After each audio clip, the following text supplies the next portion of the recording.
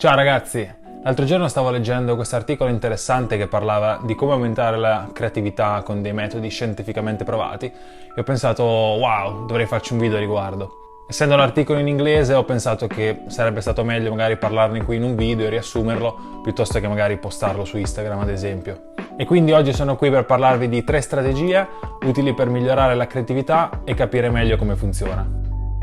Strategia numero 1. Attivare l'ACC. Immagino vi stiate chiedendo che cos'è l'ACC.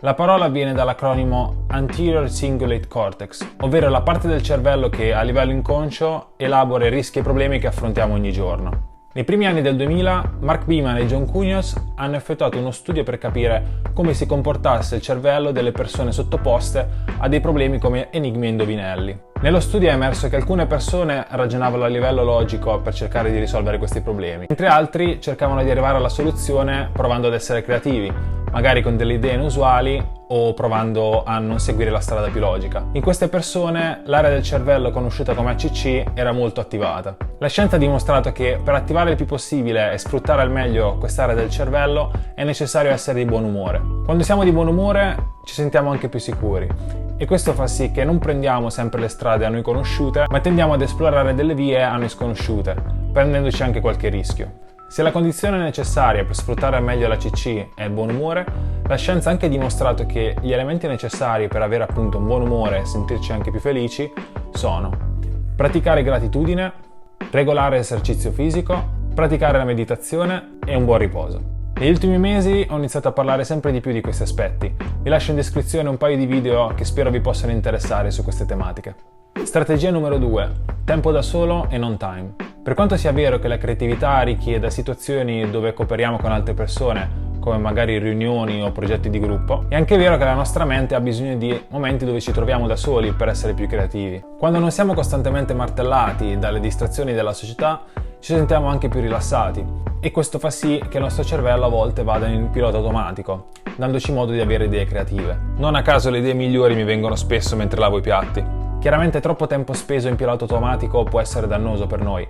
Ecco perché dovremmo cercare di avere sempre un certo senso di equilibrio tra il vivere intenzionalmente e l'avere questi piccoli momenti di tanto in tanto nella nostra giornata. Ritagliarsi del tempo per stare da soli è tendenzialmente più facile farlo la mattina presto o la sera, quando abbiamo più tempo libero, ed è proprio questo il concetto del non time. Questa espressione usata da Steven Kotler rimanda semplicemente a quell'intervallo di tempo dove voi siete attivi e tutti stanno ancora dormendo, se siete persone mattutine, o tutti sono già a letto se siete persone notturne. In questa fase della giornata spesso ci sentiamo più creativi, perché la nostra mente non è sempre stressata dagli impegni o le pressioni del nostro lavoro o studio.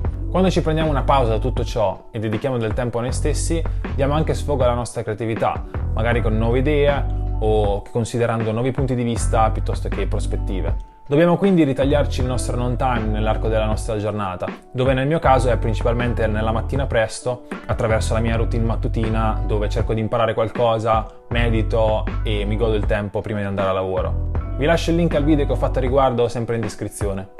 Strategia numero 3. Collegare i puntini. Probabilmente avrete sentito almeno una volta nella vita la frase think outside the box, ovvero letteralmente pensare fuori dalla scatola, avere idee originali e creative. Niente di più vero, ma a volte dobbiamo pensare anche a quello che c'è dentro la scatola. Nell'ultimo anno passato a creare video ho avuto molti problemi quando era ora di scrivere lo script di ogni video. Tutte le volte che mi dicevo ok, adesso mi metto giù, decido quale sarà il video e lo scrivo da inizio alla fine, finivo invece a essere sempre distratto, perdere un sacco di tempo e poco produttivo per quello che dovevo effettivamente fare. Questo è dato dal fatto che quando si ha davanti un foglio bianco spesso è più difficile iniziare qualcosa e mettersi a lavoro. È molto più semplice avere già un punto di partenza e magari anche un punto di fine, così da lavorare semplicemente collegando i puntini. Quando più o meno 1 o 2 mesi fa ho iniziato a cambiare mentalità e a decidere a priori quale sarebbe stato il prossimo video e come sarebbe stato strutturato, ho rimosso davvero un grande problema che mi bloccava per ore e così ho aumentato anche la mia produttività. È importante quindi porsi all'inizio delle linee guida e delle scadenze per poter far sì che abbiamo già la strada spianata per il nostro lavoro, qualunque esso sia. E per quanto riguarda le scadenze, l'ideale è crearsi delle scadenze che non siano imminenti e pressanti, che vanno a rovinarci la nostra creatività, ma che invece siano future e reali, in modo che possiamo andarci a lavorare, magari anche nel nostro non time, dando sfogo alla creatività secondo le strategie di cui abbiamo parlato finora. E questo è quanto, ragazzi. Io spero che queste strategie vi abbiano ispirato in qualche modo per poter andare a cercare di aumentare la vostra creatività.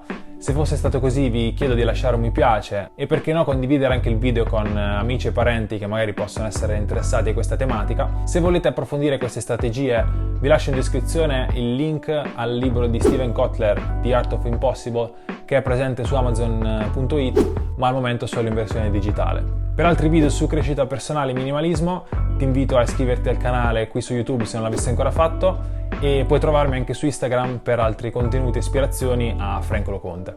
Io ti ringrazio per essere arrivato a questo punto e noi ci vediamo in un prossimo video.